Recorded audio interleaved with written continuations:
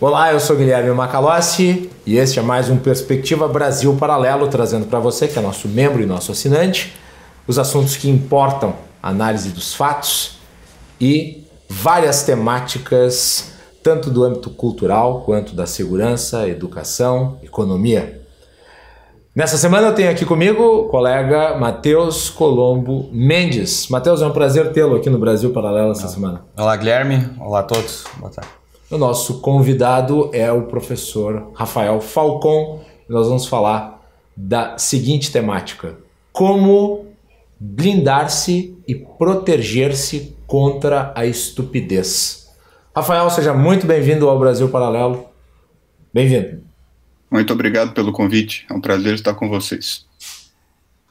Rafael, tu trabalha numa área que muitos consideram morta, que é a área do latim.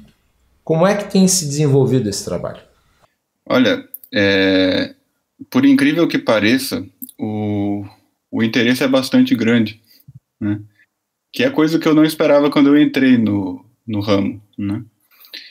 Mas com o tempo fui percebendo que o interesse dos alunos era, na verdade, quase que o mesmo que o meu. Quer dizer, eles tinham esse interesse quase que pelo mesmo motivo que eu tive. E, na verdade, é um interesse na autoeducação, não é um interesse no latim. Muito pouca gente que me procura tem interesse na língua latim. As pessoas estão interessadas em se educar, e por algum motivo elas chegam a crer que isso passa pelo aprendizado do latim, assim como eu também acreditei, e foi por isso que eu procurei o estudo dessa língua. Quando a pessoa chega para ti, Rafael, e ela pergunta sobre o estudo do latim, e ela diz que pretende se autoeducar, ela chega dizendo que se considera pouco educada? Boa parte dos alunos, eles chegam a mim com uma consciência semelhante a essa, assim, viu? Normalmente, muitos chegam para mim dizendo, em termos bastante estritos, que são analfabetos funcionais. Olha, eu percebi que eu sou um analfabeto funcional, como é que eu faço para resolver isso? E as aulas são todas online? Tu dá aulas presenciais também? Como funciona? No presente momento, eu tenho um curso online, né, que é um curso gravado com espaço de interação e espaço de perguntas, e que funciona online. E eu trabalho presencialmente também, pela Academia Trivium, que funciona em Canela, no Rio Grande do Sul. E aí a gente está fazendo um curso mais completo pela academia. Então, no presente momento, eu dou aulas online e eu dou aulas presenciais. Legal. Até foi por isso, e a gente identifica que tu é muito mais do que um professor de latim, e até foi por isso que a gente te convidou para falar hoje, porque o latim, assim como para ti, para os teus alunos, é um trampolim, né? Para nós também, para nossa conversa também, a questão aqui mesmo é realmente a autoeducação, a busca o estudo individual, o autodidatismo, enfim. Eu vou ler rapidamente aqui para ti uma introdução, um resumo do que a gente quer conversar e tu comenta a partir disso, tá bom? Em um ambiente de estupidez endêmica, a sobrevivência intelectual é talvez até mais difícil que a defesa da própria vida. Enquanto caminhamos para a casa dos 70 mil assassinatos por ano, a quantidade de analfabetos funcionais e de ignorantes profissionais já vai às dezenas de milhões, talvez centenas. Estimativas otimistas dão conta de que aproximadamente 1/3 da população brasileira não é capaz de compreender aquilo que consegue ler. Já é uma taxa assustadora, mas quem frequenta o mundo acadêmico e conhece aquilo que se chama de intelectualidade no Brasil, sabe que a realidade é ainda mais terrível. Em nosso país, tudo parece trabalhar contra a busca do conhecimento e a formação genuína dos indivíduos. Nos espaços de poder político e intelectual, prosperam aqueles que agradam mais a seus pares, que sabem puxar os sacos certos e proclamar as verdades inventadas desejadas do momento. No entretenimento e na cultura de massas, a ostentação da ignorância e o orgulho da pobreza espiritual são regras incontornáveis. Em casa, no trabalho e até mesmo nas escolas e nas universidades, ou melhor, principalmente nas escolas e nas universidades, o mundo é dos espertos, dos idiotas, dos pedantes, dos fingidores, jamais dos inteligentes. Como pode, então, um indivíduo manter sua sanidade e desenvolver uma intelectualidade em ambiências como essas? Então, é sobre isso que a gente quer conversar contigo, é sobre isso que a gente quer te ouvir falar, Rafael. Autoeducação, autodidatismo, métodos de estudo, organização dos estudos e da vida, vocação e a importância da alta cultura. A palavra é tua. Então, em primeiro lugar, eu quero fazer um comentário sobre a estatística do analfabetismo funcional.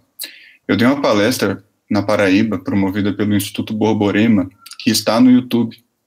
É só procurar na busca do YouTube por O Dever de Educar-se. Né? O Dever de Educar-se. E vai aparecer esse meu rostinho bonito lá, e aí vocês assistem essa palestra. E lá eu estou comentando os dados do INAF, do Índice de Analfabetismo Funcional, que é um índice feito pelo Instituto Paulo Montenegro, e que tem várias edições. E na última edição, de 2015, se não me falha a memória, eles apresentaram um relatório em que cerca de 8% da população brasileira foi estimada como sendo capaz de ler sem dificuldades significativas de compreensão. Tá? Então, esses 8% da população brasileira conseguem ler sem ter dificuldades significativas. E ler, aí significa ler artigos de jornal, artigos de revista, não significa ler Cícero e Quintiliano e Platão. Sim, né? Certo. Nada muito profundo. Significa a pessoa ter acesso ao material necessário para entrar, por exemplo, no debate democrático. E mais do que necessário para ascender na vida no Brasil, né? Sim, sem sombra de dúvida.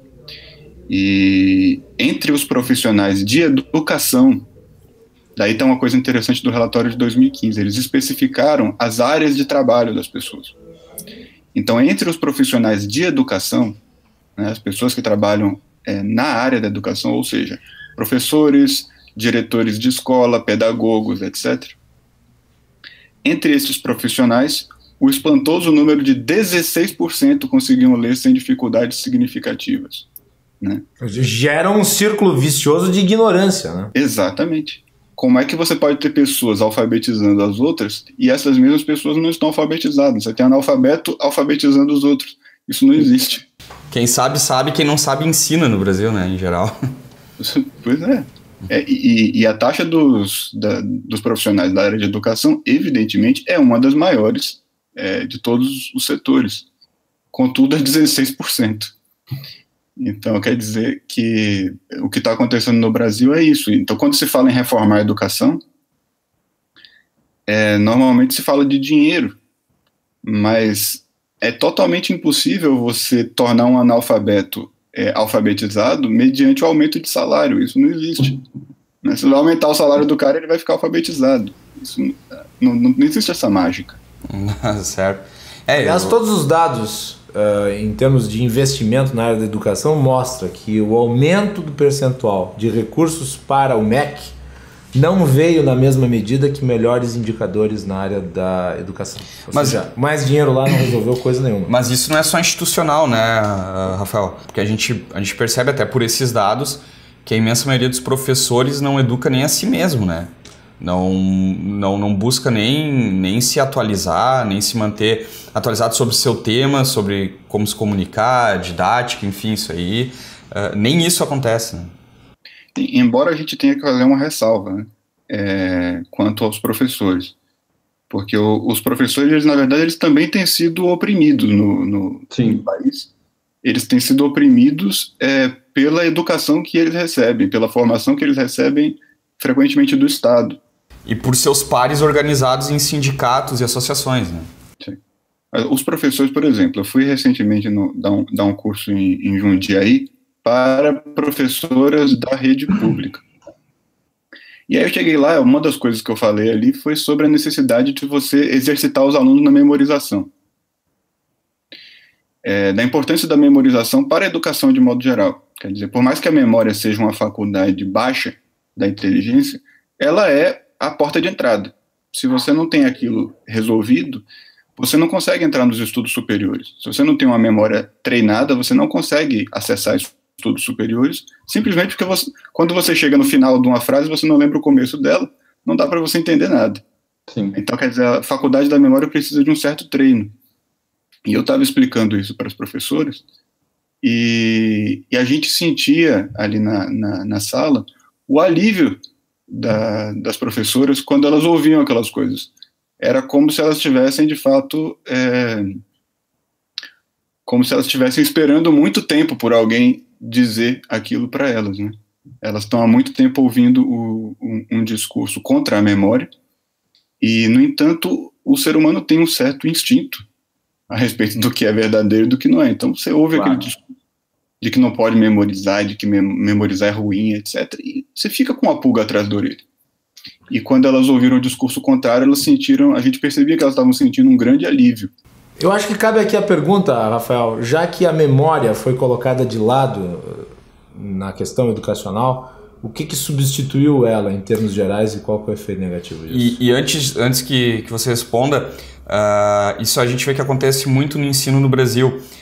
Tu tem uma característica, tu tem um predicado importante para o estudo, como a memória, a luta, a causa contra a memorização, contra a decoreba, como se convencionou chamar pejorativamente, é para que o estudo, o ensino não seja focado somente na decoreba. Mas não é isso que se postula. A memorização, o desenvolvimento da memória, ela deve fazer parte, mas ninguém está dizendo que ela deve ser o único, e tu bem disseste, ela é a porta de entrada, né? Então, falando sobre a questão da memória e outros instrumentos. Bem, a questão aí é o que é que se coloca no lugar da memória, né? O mote que eles repetem muito no meio da pedagogia para os professores que estão em formação é que o que importa é entender e não decorar. Não, o que importa não é decorar, é entender. Eles repetem muito este mote. E o que eu falo para os professores é, veja, tem dois problemas aí nesse slogan, né? O primeiro problema é que tem coisa que você só entende se primeiro você decorar. Isso para todo mundo que tem uma vida de estudos séria, isso é uma obviedade, todo mundo sabe disso. Todo mundo que estuda a sério sabe que tem coisa que você não vai entender se você não memorizar. Por exemplo, um verso de Shakespeare. Se você não memorizar uma certa passagem de Shakespeare, existem passagens de Shakespeare, melhor dizendo, que se você não memorizar, você nunca vai entender. Acabou. Um salmo, se você não memorizar os salmos da Bíblia, você nunca vai entender nada ali. Entendeu? Você pode ficar a vida inteira lendo e você não vai entender. Você só vai entender depois que você memorizá-los. E isso os ascetas cristãos sempre souberam, tanto que eles recitavam os 150 salmos uma vez por semana, né? Uma vez por semana tinha que recitar aqueles 150 salmos todinhos. E o segundo problema é o seguinte: de nada adianta você entender se você não lembra o que você entendeu. Porque você entende uma vez e depois vai ter que entender de novo, vai ter o mesmo trabalho de novo, porque você não lembra o que você entendeu. Então, quer dizer, não tem como você substituir a memória pela inteligência. Não tem, porque a memória é uma pré-condição da inteligência. Uma não pode ser substituída pela outra por isso, que é um caminho, né? Uma escada. Você tem que subir um degrau para chegar no outro. Então, o caminho para nos autoeducarmos, que é o que a gente está buscando aqui, que a gente, enfim, todo mundo que busca ter os cursos online, que vem ao canal do Brasil Paralelo, está, na verdade, fazendo um caminho de autodidatismo, de autoeducação. E, inevitavelmente, queiramos ou não, concordemos ou não, a gente tem que primeiro se livrar de alguns vícios de compreensão, né? Tem que primeiro se livrar de algumas compreensões totalmente tortas que a gente traz da TV, da escola, enfim, né? Sim. Se você está buscando, por exemplo, compreender uma ciência mais alta, né? Vocês vejam bem, eu comecei a minha carreira como professor tentando ensinar latim usando textos de filosofia e de literatura. Isso é bacana e dá certo até certo ponto. Mas eu fui percebendo que muitas vezes eu encontrava pessoas, e não são pessoas, eu não estou falando de pessoas, de comerciantes, mestre de obra, não estou falando nada disso, estou falando de pessoas que têm profissões afastadas da profissão intelectual, que têm profissões materiais, vamos dizer assim. Eu estou falando de pessoas da classe intelectual, que procuram o estudo do latim. Então, eu encontrava as pessoas que de fato não conseguiam acompanhar uma explicação, por exemplo, sobre sintaxe, porque não conseguiam lembrar da minha frase quando eu estava falando na aula, quer dizer, eles não conseguiam lembrar da primeira palavra quando chegava na última, vocês estão entendendo? Não conseguiam montar a unidade da frase, da minha frase, enquanto eu estava explicando. A retenção de atenção, de retenção das informações totalmente desfrenada, né? Exatamente, a pessoa não retém nada, e como ela não retém nada, ela não tem como captar a unidade formal do que você está dizendo, então ela não consegue entender a explicação. E imagina quando você chega no nível de explicar ciência política, ou de explicar filosofia para a pessoa. É claro que isso não funciona, e isso qualquer um que queira ver é só entrar numa universidade, né, e bater um papo com o pessoal que está terminando os cursos de filosofia, de ciência política, de antropologia, e você vai ver que o sujeito não está entendendo absolutamente nada do que está sendo tratado ali. Ele está completamente perdido, mas ele vai se formar. E eu não estou nem querendo dizer que esta pessoa ela está enganando alguém porque ela está se formando em antropologia. Ao contrário, ela está sendo enganada. É possível dizer que a educação, no sentido de aprendizado das coisas, ela é um estímulo para a mente despertar, para ampliar os seus conhecimentos, os seus horizontes. E dado o que está sendo dito aqui, o que é comprovado pelos mais variados números, no Brasil o que a educação acaba fazendo é, digamos, diminuir essa capacidade intelectiva. E daí a pessoa se encontra na condição de analfabeto funcional ou de ignorante em relação às mais diversas temáticas. Professor Rafael, deixa eu te colocar aqui um ponto que eu acho que é importante explicar para os nossos telespectadores. A pessoa nesta condição, despreparada, como é que ela pode ir atrás do conhecimento, da autoeducação? Ela precisa primeiro sentir um desconforto?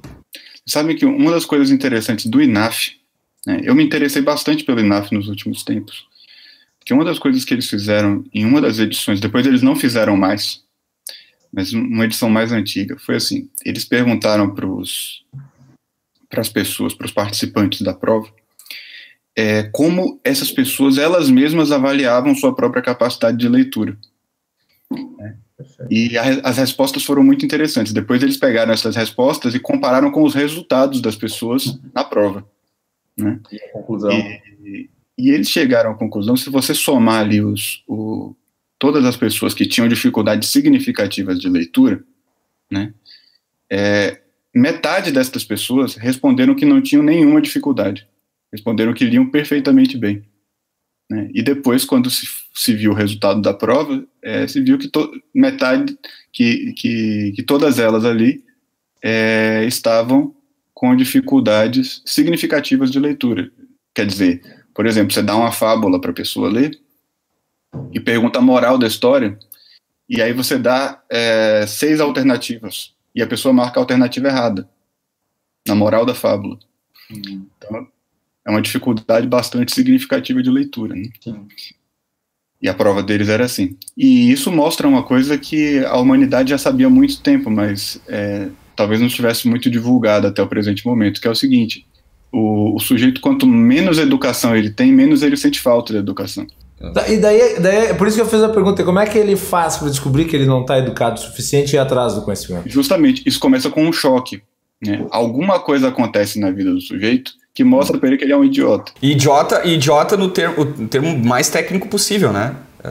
Eu até te peço que explique isso, né? Quer dizer, o sujeito, ele percebe... Idiota, houve uma época que idiota significava iletrado, né? Significava analfabeto. Na Idade Média significava isso. O idiota vem do grego idios, né? Quer dizer, é o esquisito, é o diferente, é o particular. O alijado, né? O que está isolado. Isso, o anormal. Mas na modernidade chegou até a ter uma conotação de babaca. Por isso que eu disse que é um termo até mais técnico, até meio clínico. O cara tá isolado da normalidade, ele tá longe da normalidade, né? É justamente isso. O sujeito até então ele tinha uma percepção de que ele era normal. Eu sou normal, como os analfabetos do INAF. Eles dizem, eu sou normal, eu leio perfeitamente. Eu bato o olho aqui nesse texto, eu sei tudo que ele está falando. Só que o sujeito só tem essa impressão porque ele nunca teve contato com o que é ler de verdade. Sim. Então ele acha que aquilo que ele faz é o que todo mundo faz, é o normal, né? Aí um dia ele encontra alguém, por exemplo, que sabe ler. E esta pessoa vira para ele, pega o texto que ele leu, vira para ele e fala, olha só, esta palavra aqui não significa isso que você acha. E quando você junta esta palavra com aquela outra aqui, isto prova que a tua interpretação está errada. O que você fez aqui não foi ler. Eu não sei o que você fez, mas não foi ler. E aí quando o sujeito vê isso, ou, por exemplo, se ele for confrontado com a nota que ele tirou no INAF, por uma questão de autoridade dos examinadores, ele pode também sofrer um choque parecido. E aí ele diz, não, peraí, então quer dizer que a vida inteira eu estou achando que eu sou normal, eu estou achando que eu estou fazendo as coisas normalmente, e na verdade eu estou cometendo um monte de erros sem nem perceber. E quais são os efeitos disso na minha vida? Então o sujeito fica deprimido com isso. Eu dei o exemplo numa palestra, né, sobre um vídeo que viralizou uma época de um menino que vendia umas frutas e aí aparecia um outro gravando ali e fazia umas perguntas para ele de matemática, né? 1 mais 1, 2 mais 2. E aí o menino, ele respondia assim, 1 mais 1, 2, 2 mais 2, 3, 3 mais 3, 9, sei lá. E o outro ficava caçoando dele, dizendo que ele tinha acertado tudo, né? E aí esse menino ficava rindo, né? Ele falava, acertou, aí o menino sorria, assim, você via que ele estava satisfeito consigo mesmo, porque eles tinham acertado aquela conta, pelo menos segundo o testemunho do outro. Então, quer dizer, aquele menino estava completamente inconsciente do que era fazer uma conta, e ele ia chutando, e quando o outro dizia que ele tinha acertado, ele ficava feliz. E o 92% da população brasileira está nessa situação em relação aos textos de jornal e de revista. Quer dizer, eles estão ali achando que eles estão fazendo alguma coisa direito, e vai chegar um dia em que eles vão ver que não era bem assim, e que eles estavam fazendo um monte de besteira, sem perceber. Quando a pessoa se dá conta disto, aí ela fica completamente chocada, né? E ela sai correndo atrás de uma solução. Acho que até é uma boa a gente perguntar para a nossa audiência, pedir para o pessoal comentar, porque acho que a maioria de nós, e eu me incluo nisso, em algum momento nos demos conta que estávamos no caminho errado, indo para bem longe do conhecimento verdadeiro. Até pedir para a nossa audiência para comentar nos comentários aí no canal o que aconteceu, como é que se deu esse despertar, né? Não sei se... Como é que você foi atrás do seu autoconhecimento? Qual foi o despertar? Por exemplo, dar o meu relato, o meu despertar, eu era comunista, ateu, e um dia eu tirei para estudar a história da igreja, para falar mal da igreja. Eu devia ter 15, 16 anos. Fui estudar a história da igreja católica para falar mal da igreja, né? Falar dos crimes, das coisas terríveis que a igreja fez, e comecei a descobrir várias coisas. Descobri toda a influência da igreja na ciência, descobertas. Me impressionou muito a quantidade, eu lembro que na época me impressionou muito a quantidade de crateras lunares com nome de jesuítas, porque foram eles que batizaram, eles que, né? Então, enfim, acabei descobrindo várias coisas e pensei, não, peraí, eu acho que eu quero falar mal de alguém, mas acho que o idiota aqui sou eu, e ali foi o meu despertar. E seria interessante a gente ter alguns relatos desses, né? Até talvez um programa depois. Mas enfim, uma vez acontecido esse despertar, uma vez acontecido esse clique na cabeça do cara, os próximos passos, tá? Agora eu vou me educar, agora eu vou sair da bolha, eu vou atrás de... Sim, enfim, hoje é até mais fácil, né? Eu vou entrar no Google, vou entrar no YouTube, vou olhar o Brasil Paralelo, vou assinar curso Professor Falcon, mas tu teria não é bem um receituário, mas um passo a passo inicial para quem está realmente buscando, sabe, está desconfortável, sabe que não conhece o que tem que conhecer, que existe uma cultura superior, uma cultura mais alta, mais elevada, existe coisas mais importantes na vida para conhecer. Qual é o caminho, por onde essa pessoa começa a trilhar esse caminho, de que forma, Rafael? Existe uma pedagogia tradicional no Ocidente, que se perdeu a partir do século XVIII, né? Foi mais ou menos coincidente, a perda total foi mais ou menos coincidente com o começo da Revolução Industrial, né? Foi se mudando o modelo de educação do Ocidente a partir desse momento. Começa ali com o Iluminismo e com a Revolução Industrial a se perder completamente, a mudar radicalmente. Mas antes disso havia um modelo pedagógico no Ocidente que ele foi mais ou menos o mesmo, e que foi sendo desenvolvido com o passar dos séculos. Você já via ali as raízes dele na Grécia Antiga, e ele foi sendo sustentado e desenvolvido. Não houve revoluções pedagógicas no Ocidente até então. As pessoas iam seguindo aquele mesmo modelo e melhorando até o século XVIII. E este modelo ele tinha uma perspectiva que era a seguinte: era de que você precisava, para deixar o sujeito mais inteligente, você precisava seguir um curso de exercícios que começava nas faculdades intelectuais mais baixas e ia subindo para as mais complexas, até um ponto em que o sujeito, teoricamente, estaria entendendo tudo, né? Em tese, ele conseguiria entender todas as coisas. Por mais complicado que fosse o assunto, ele conseguiria entender com facilidade, porque todas as dimensões do cérebro dele estariam ali treinadas. Então, esse modelo ficou sendo a educação intelectual do Ocidente. Isso é o que se chama artes liberais. Não tem nada a ver com o que os americanos chamam de artes liberais hoje, tá? Isso é outra coisa. A distinção é que o que os americanos chamam de liberal arts foi inventado por um sujeito chamado Mortimer Adler, que não tinha interesse nenhum nisso. Ele estava criando uma outra coisa, um projeto dele, mas ele botou o mesmo nome, mas não tem nada a ver. O que os antigos, os medievais, chamavam de artes liberais era isso, era um processo de libertação progressiva da inteligência por graus, né? E o primeiro grau dessa libertação da inteligência era o estudo da linguagem, né? Então, quer dizer, eles entendiam que você não podia entender nada, mas absolutamente nada, inclusive as abstrações da filosofia matemática, etc., sem que você tivesse um domínio muito grande, muito preciso, de como é que funcionava a linguagem humana. E por isso eles começavam com o estudo das categorias gramaticais e das formas literárias de expressão, para que eles tivessem total domínio sobre o modo como a gente se expressa, sobre o modo como a gente interpreta o que os outros dizem. Porque se entendia que se você não tivesse isso muito bem formado, e você tentasse acessar os níveis superiores, você tentasse acessar uma ciência superior, você ia criar confusão em algum ponto, porque você não tem controle sobre o seu próprio pensamento. O seu próprio pensamento se dá por meio da linguagem, e como você não tem controle sobre isso, você não sabe manipular isso conscientemente, então você pode ser enganado pelo seu próprio pensamento no processo. Como é que tu vai entender que 1 mais 1 é 2 se tu não sabe nem o que é 1 nem o que é 2, né? Mesmo a matemática tem uma linguagem, claro, que precisa ser depreendida e compreendida. Exatamente. E a linguagem matemática é uma linguagem mais abstrata do que a linguagem humana. Então teoricamente, você teria que ter domínio da linguagem humana para passar para a linguagem dos números puros, né? Que era o chamado quadrivium, que eram ciências superiores. Então, a pedagogia ocidental é que se você quer trabalhar na tua própria educação, você tem que começar pelo domínio das formas de linguagem humana. Quer dizer, você tem que começar pelo estudo da poesia, né, e da gramática.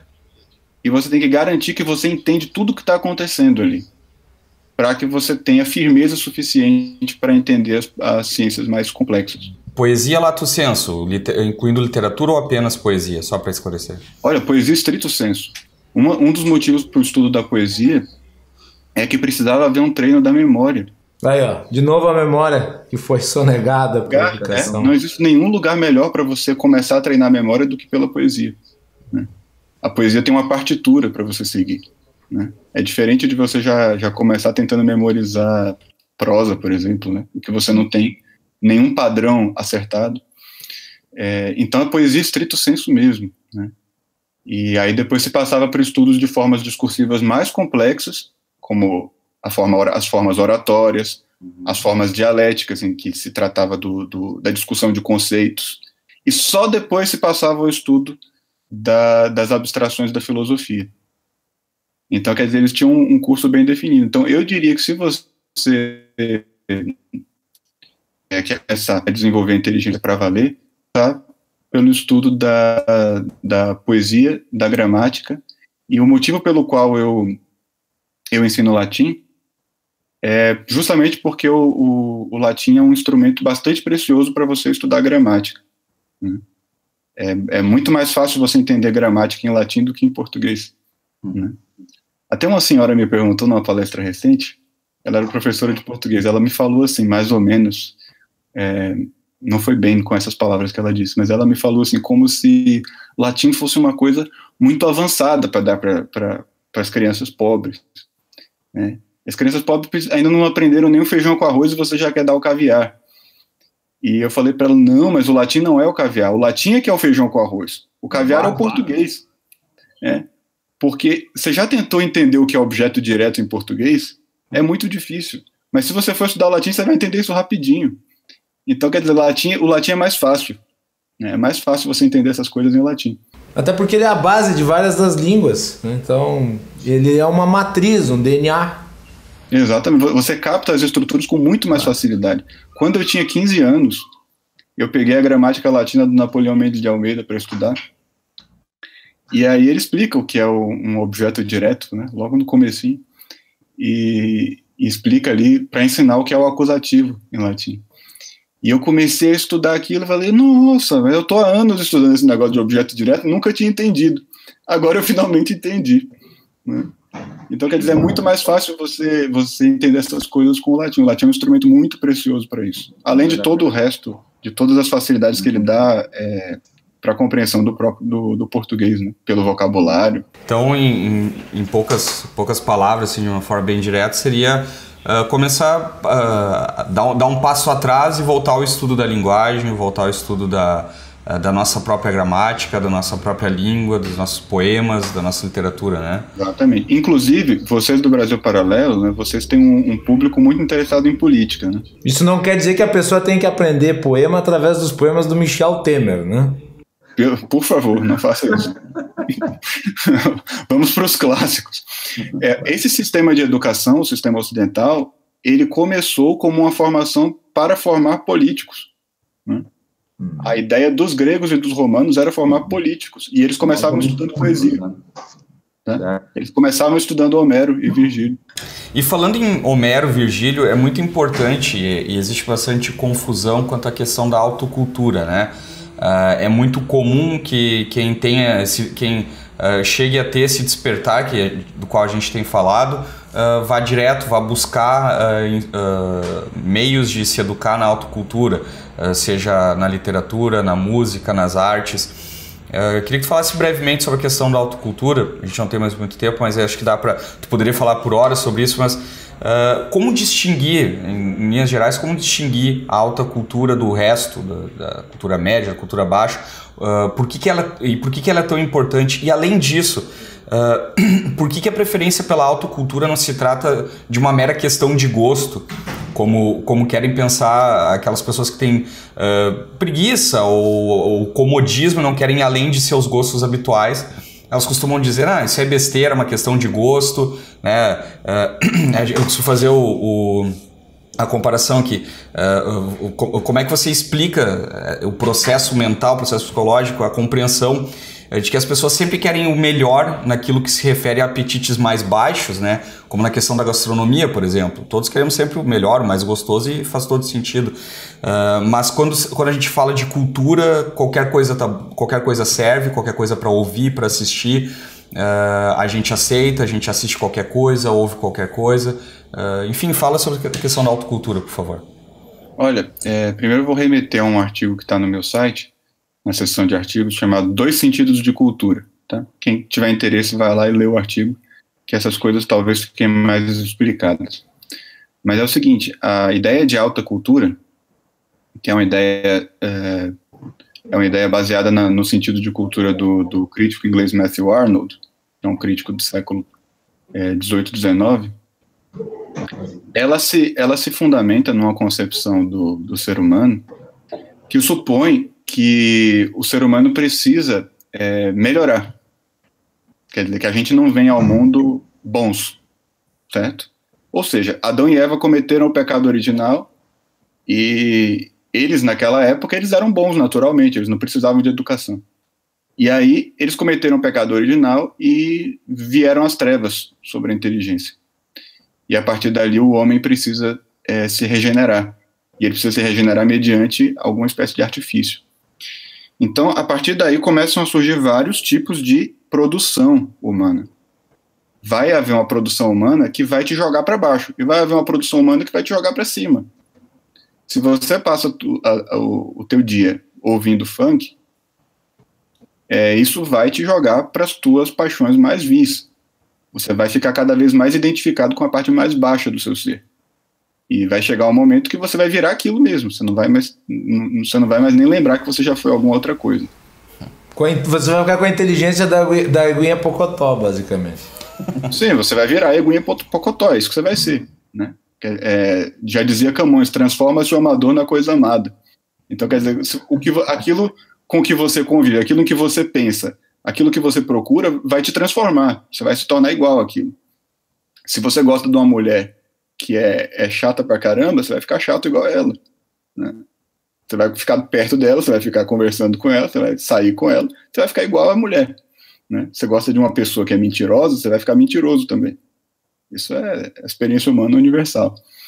Então, com a cultura também é assim, se você se você convive com produções humanas, né, se você se alimenta de produções humanas que são de baixo nível, você vai ficar parecido com elas, né? E a maioria das pessoas, elas procuram conviver, elas procuram se alimentar de produções humanas que estão no nível delas. Você gosta do que é parecido com você. Claro. Então você procura aquilo que está no seu nível. A lógica da alta cultura é que você deve procurar as coisas que estão acima do teu nível. E, portanto, que são diferentes e vão causar um certo estranhamento e vão causar uma certa dificuldade, na verdade. Você não vai gostar delas de modo natural. É necessário uma violência contra si, né? Exatamente. Para dar um exemplo que é bem acessível, se você pegar um soneto de Camões, ou melhor ainda, alguns versos dos Lusíadas, para ler, você vai olhar para aquilo e você vai achar o português dele talvez esquisito. Contudo, aquela pessoa ali que escreveu aquele poema, ela inventou a língua portuguesa. Aquilo ali é o modelo supremo da língua portuguesa. E você é o quê? Você não é nada, você é só um idiota. O esquisito é você, no caso. Se você acha o Camões esquisito, o português do Camões esquisito, isso não tem nada de imprevisível. É que o seu português é ruim. E o dele é bom. É claro que o ruim vai achar o bom esquisito, não tem nada de estranho. Só que a maioria das pessoas parte do princípio de que se não é ao gosto delas, então elas têm que se afastar, né? E a lógica da alta cultura é o contrário, é que você tem que fazer um esforço de absorver o que é melhor para que você se torne parecido com ele. E aí sim você vai ter condições de avaliar outras produções, né? Então a alta cultura parte dessa concepção, e a maioria das pessoas elas vão se acomodar naquilo que é mais parecido com elas, naquilo que já está no nível delas, né?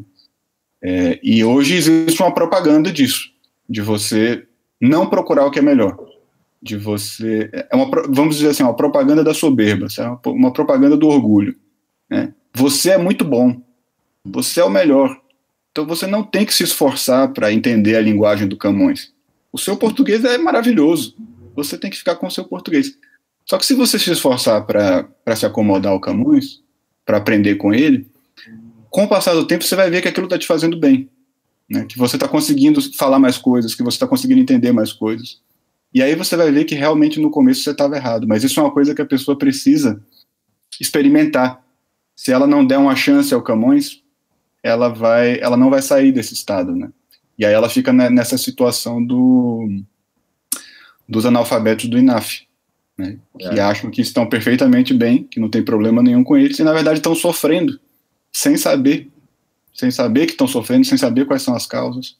E a noção de alta cultura, então, ela pressupõe essa noção de desenvolvimento humano, que é uma noção contra a qual as autoridades, as instituições têm feito propaganda nas últimas décadas, vamos dizer assim. Somos uma nação de pessoas intelectualmente em coma, sonhando que estão correndo, né? É uma espécie de Matrix, né? As pessoas estão ali achando que estão vivendo num mundo legal e tudo, e na verdade elas estão sendo sugadas e destruídas. e não fazem a menor ideia disso. E se você tentar falar para elas vão achar que você tá louco. O primeiro passo tem que ser dado, espero que a gente esteja contribuindo para isso. O Brasil Paralelo tem trabalhado para isso, pessoas como o professor Rafael Falcon, o nosso mestre Olavo de Carvalho, enfim, são muitas pessoas trabalhando para isso. E esse papo poderia durar muito mais tempo, a gente pode retomar ele em outro momento, né, Macalossi? Mas acho que deu para dar uma boa introduzida ao tema, né? Professor, deixamos você com a última palavra. Obrigado pela sua participação. Minha última palavra é a seguinte: uma vez eu divulguei que o Brasil tinha uma alta porcentagem de analfabetos funcionais, como eu falei para vocês, e uma pessoa comentou no vídeo dizendo assim: o argumento é ofensivo a todos. E eu respondi: sem dúvida, mas também é verdadeiro. Muito obrigado pelo convite, espero estar com vocês em outras ocasiões. Um abração para vocês. Valeu. Obrigado, professor. Matheus, obrigado pela companhia também aqui conosco. Valeu, eu que agradeço. Obrigado. Muito bem, este foi mais um Perspectiva Brasil Paralelo. Nós nos encontramos na próxima edição. Até mais.